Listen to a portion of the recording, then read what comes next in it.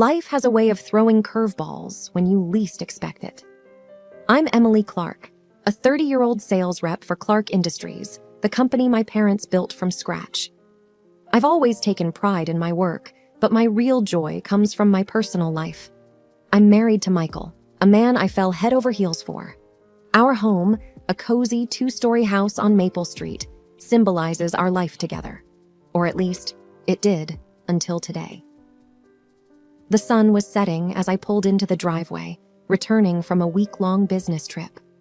All I wanted was a hot shower and to collapse into Michael's arms. But as I approached the front door, my key wouldn't turn in the lock. Puzzled, I jiggled it, thinking it was just stuck. That's when the door flew open. "Emily, what in the world are you doing here?" Judith, my mother-in-law, stood in the doorway, her expression a mix of anger and disgust. "I live here, Judith. Why can't I get in? What's wrong with the lock?" I asked, trying to keep my voice steady. "You don't belong here anymore, you beggar." Judith's voice was harsh, her words slicing through me like a knife. "Judith, what are you talking about?" I was utterly confused. Instead of answering, Judith shoved a crumpled newspaper into my hands and slammed the door in my face. My heart was racing as I unfolded the paper. The headline was like a punch in the gut. "Clark Industries bankrupt, court seizes assets." I couldn't believe what I was reading. This had to be some kind of sick joke. Fumbling with my phone, I dialed Michael. He answered on the third ring. "Michael, please tell me what's going on. Why was I locked out? What's this about the company going bankrupt?" His voice was cold, devoid of the warmth I was so used to. "Stop acting innocent, Emily. You and your family are finished. I don't have time for this." "Michael, please," I pleaded. "You heard me. You're nothing but a beggar now. Don't call me again." The line went dead. I stood there, frozen, the phone still pressed against my ear. Tears blurred my vision as the reality of his words sank in. My husband, the man I loved and trusted, had just turned his back on me.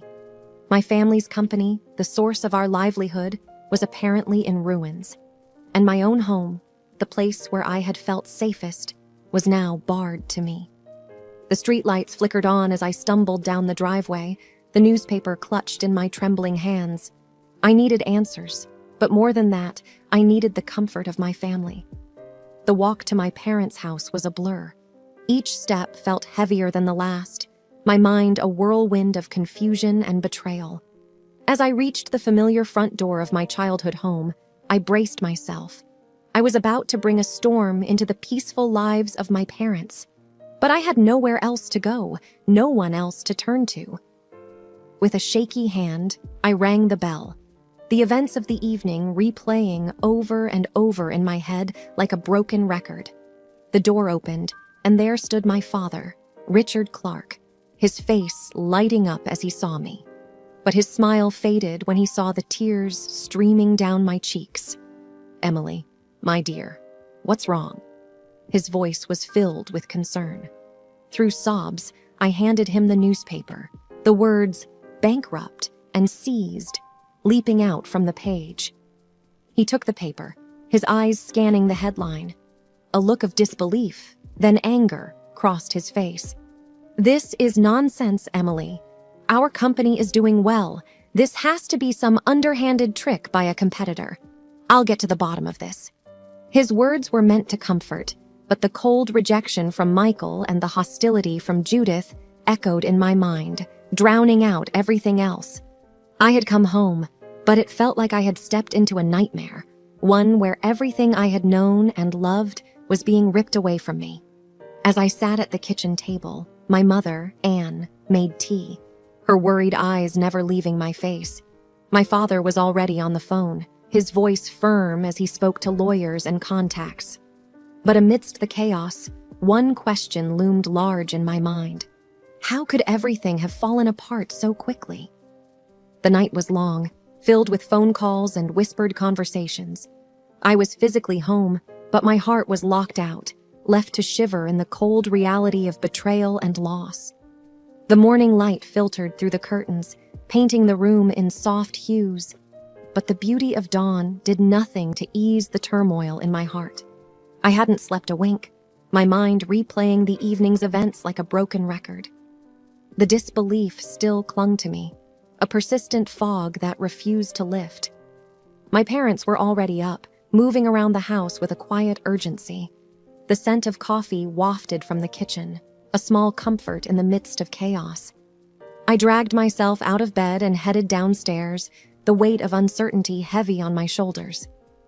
"Good morning, Emily," my mom greeted me, her voice gentle. "Did you get any sleep?" I managed a weak smile. "Not really. How about you and Dad?" "We've been up, making calls. We're getting to the bottom of this," my dad said, his voice resolute. I poured myself a cup of coffee, the warmth of the mug somewhat soothing. "Thanks, Dad. I just don't understand how things could go so wrong so fast." My phone buzzed on the table, jarring the quiet of the morning. An unknown number flashed on the screen. I hesitated for a moment before answering. "Hello? Emily Clark?"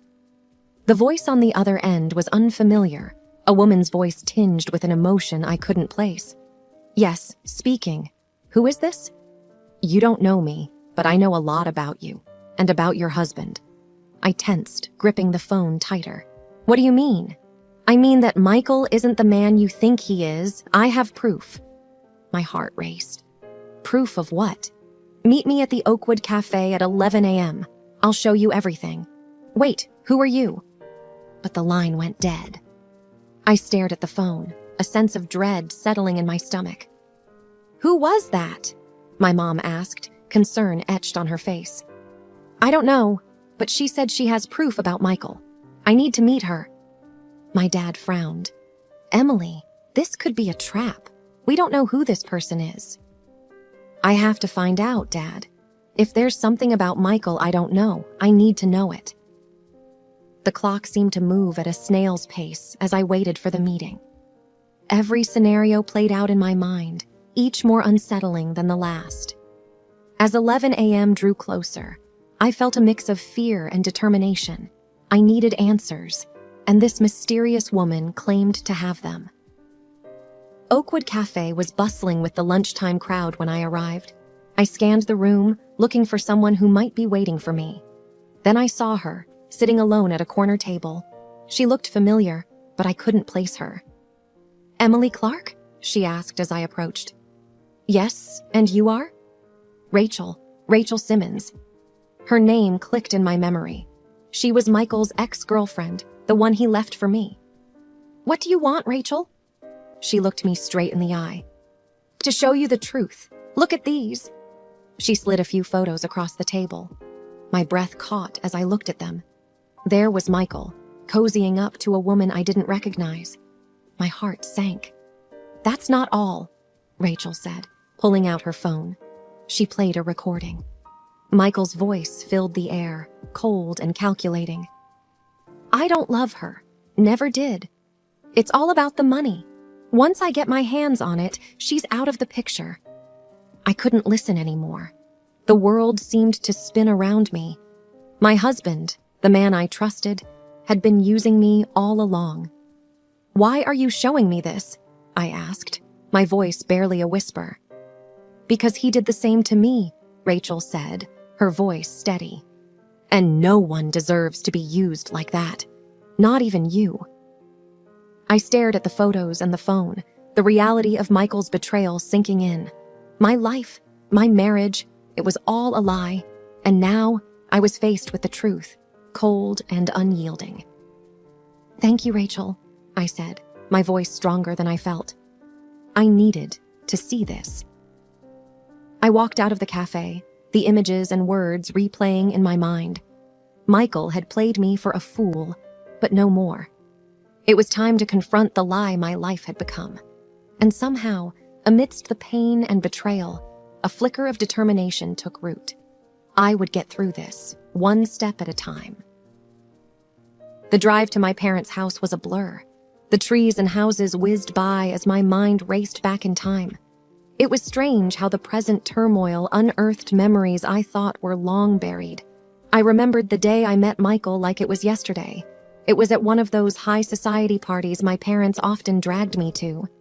"Emily, you look lovely tonight," my mom had said, adjusting my dress.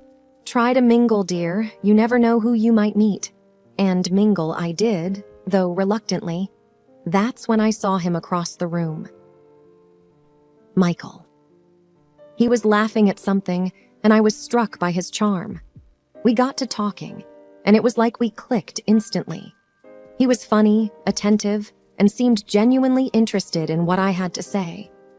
It wasn't long before he asked me out, and I said yes without hesitation. I was swept up in the whirlwind romance. He was everything I thought I wanted. Charming, handsome, and he seemed to adore me. But there were signs. I remember his girlfriend at the time, Rachel. I saw her confront him once. She was crying, accusing him of using me for my family's money. "You only want her for her wealth," Rachel had yelled, tears streaming down her face. I had dismissed it as jealousy. Michael assured me she was just bitter about the breakup. I wanted to believe him, so I did. We got married in a lavish ceremony. It all seemed like a fairy tale. My parents were happy, I was happy, and life was good. Or so I thought. Now, with Rachel's revelation still fresh in my mind, I saw how blind I had been. I had ignored the warning signs, choosing to see only what I wanted. As I pulled into my parents' driveway, I braced myself. The once familiar place now seemed like a refuge from the storm that was my life. My parents were waiting for me, their faces etched with concern. "Emily, what's wrong?" my mom asked as I walked in. "I need to talk to you both. It's about Michael," I said, trying to keep my voice steady. We sat in the living room, the place where so many family memories were made. Now it felt like the stage for a confession. "I met with Rachel today, Michael's ex-girlfriend," I began, my heart heavy. My dad's brow furrowed. "What did she want?" "She showed me things, Dad. Photos of Michael with another woman and a recording. He's been using me for my family's money. He never loved me." The words hung in the air, a painful truth I had to face. My mom reached out, taking my hand. "Oh, Emily, I'm so sorry. We never thought he would do something like this." I should have seen it. There were signs, but I ignored them. My dad's face hardened. "We'll get through this, Emily. We'll figure it out together." I nodded, a lump forming in my throat. "I know. I just can't believe it's come to this." We sat in silence, the weight of betrayal and hurt filling the room. It was a moment of reckoning, a realization that the past was not what it seemed. But in that moment, surrounded by my parents, I also felt a sense of resolve. The journey ahead would be tough, but I wasn't alone. And with each step, I would find my way back to myself, to the life I deserved. A life free from lies and deception. With a heavy heart and a steely resolve, I returned to the house I once called home, my father beside me as a pillar of support. Judith, my mother-in-law, stood there with Michael, my husband. The moment they saw us, contempt painted their faces and the insults began. "You've got some nerve showing up here, Emily. Especially after your family's company tanked," Judith sneered, her voice dripping with false pity. Michael joined in, his words sharp as knives. "Yeah, what are you now, Emily? A beggar at our doorstep?" I felt a pang of hurt, but I steeled myself. This was the same man who had pursued me relentlessly, who had broken up with his girlfriend to be with me, the man who had promised to love and cherish me. And here he was, showing his true colors, just like his mother, who had always been sweet as honey when I showered them with gifts. But my father, ever the calm in the storm, spoke up. "Actually, the company is doing very well. The news about bankruptcy is nothing but a false rumor." The change in Judith and Michael's demeanor was almost instant. Their scornful expressions melted into ones of surprise and, dare I say, fear. but I had had enough of their games. "Michael, we need to talk," I said, my voice steady despite the storm inside me. He tried to maintain his composure, but I could see the nervous flicker in his eyes. "I know about the affair, Michael. I've seen the photos. I've heard the recording of you admitting that you never loved me, that you were with me only for the money." I held up the evidence for him to see. The color drained from his face, and for a moment, he was speechless. Judith tried to step in, her voice laced with fake concern. "Now, Emily, let's not be hasty here." I cut her off. "This is between me and your son, Judith."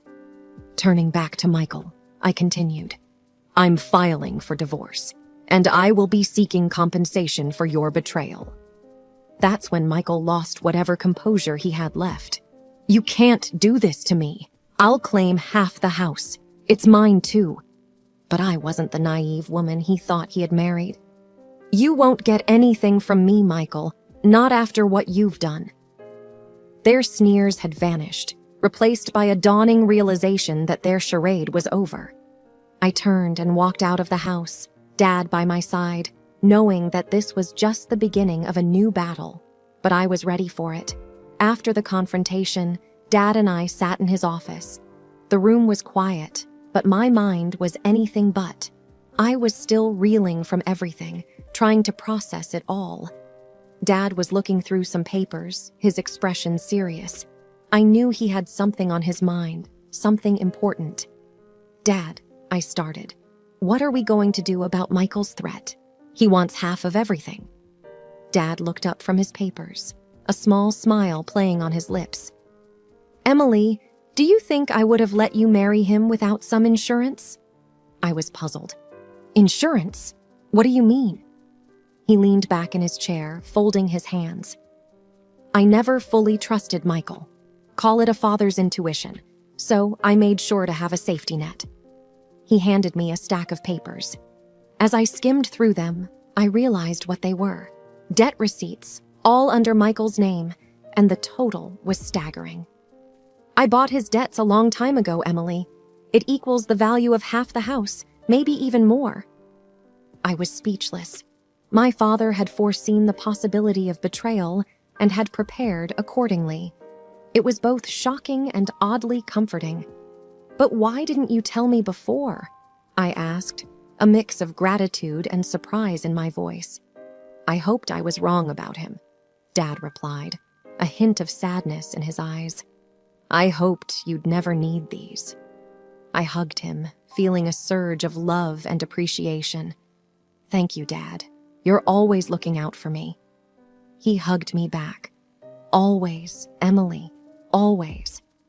We talked more about the legalities and the next steps. It was going to be a battle, but with Dad's forethought and the evidence I had, we were on solid ground. As I left his office, I felt a renewed sense of strength. Michael and his family thought they could intimidate and bully me, but they had underestimated my resolve and my father's foresight. I was ready to fight back, and this time, I was not alone. Sitting at the small cafe, I sipped my coffee, watching the world go by. It had been a few months since the divorce was finalized. The court sessions were very dirty. Michael and Judith behaved extremely indecently. They cheated, lied, and accused me of all mortal sins. They themselves wanted to appear before the public as victims of circumstances. However, there was plenty of evidence of their dirty game. Michael got nothing, not even a penny from me. It was a victory, but it felt hollow.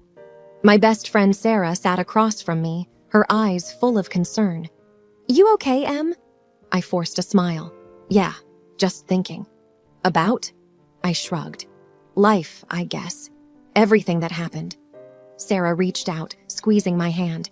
"You're so strong, Em. Not everyone could have handled all that." I chuckled, but it didn't reach my eyes. "Didn't have much choice, did I?" "You always have a choice, Em," she said firmly. "You chose to stand up for yourself. That's what matters." Her words were comforting, but I still felt a void inside me. Everything I thought I knew about my life had been turned upside down. The bell over the cafe door jingled, and I turned to see a familiar face.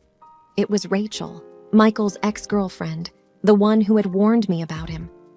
She approached our table, hesitant. "Hi, Emily, can we talk?" I nodded, and she sat down. "I just wanted to say I'm sorry for everything." I studied her face. There was genuine remorse there. "It's not your fault, Rachel. He fooled us both." "I know, but still," she sighed. "I wish I had warned you sooner." Sarah watched the exchange, her brow furrowed. "It's a messed up situation," she commented. We talked for a while, the three of us. Rachel apologized again, and I accepted it. It was time to let go of the past. After Rachel left, Sarah turned to me. "So what now, Em?" I thought about it. The house was sold, the divorce was done, and the company was back on track. "I think it's time for a fresh start," I said, more to myself than to her. "Like what?" "I don't know yet.